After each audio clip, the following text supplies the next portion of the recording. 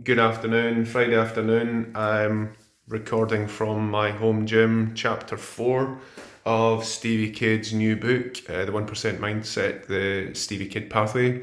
Chapter 4 is the power of visualization, and I spend a fair bit of time in here every day. So we've got some different weights and pull-up bars, we've got the bike, probably can't see everything.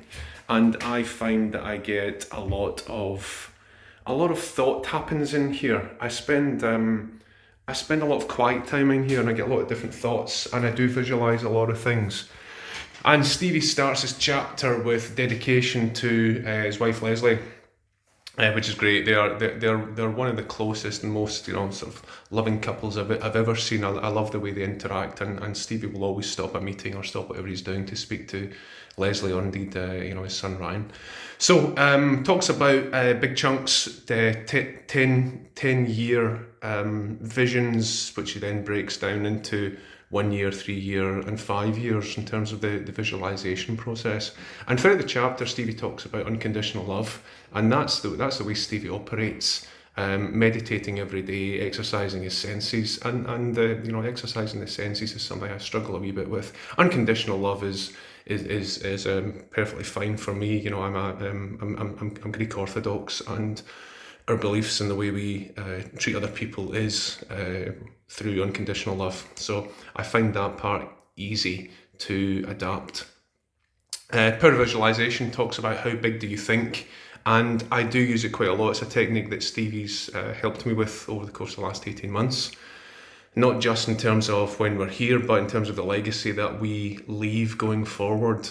I use visualization a lot. I can see my home in Greece that we haven't started building yet, by the sea, and I've got exact details. I can picture myself there every day. I can actually feel the sun on my body, and it really helps me. I'm very much left brain dominated, so it's hard for me at times to switch off that part of my brain and switch on to the right side. But working on it, and it seems to be working pretty well.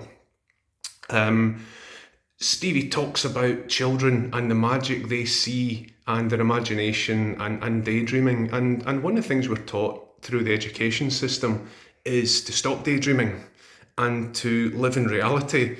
And it's perhaps one of the reasons why Stevie's so good at what he does, because Stevie basically challenged the education system, and really it wasn't for him. And as a result, Stevie operates in a very different way from most other people, and it's fascinating to watch. Talks a lot about the life wheel, so the different areas of our life, and moving to a 10. What's a 10? What do you need to do? What do you need to feel? Where do you need to get to feel like a 10? And work your way up from wherever you are to that level. The other great thing he does is he tells you, right, when you get high up, bring it back to 0 and start again. So you're constantly raising the bar, and I love this concept. It's something I've been working on a lot, and I really feel it. I really feel it helps me. So my three key insights from this chapter are: 1, unconditional love. There is no greater power. If you can live your life by way of unconditional love, it says a lot, and you'll go a long way.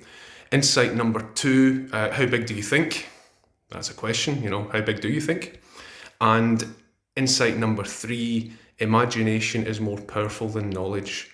Practice alpha and stillness at all times. I think that's a great approach. It's great insight. It's great technique. And I will leave you with my question, which is: what are your 10s on the wheel of life? Have a great weekend.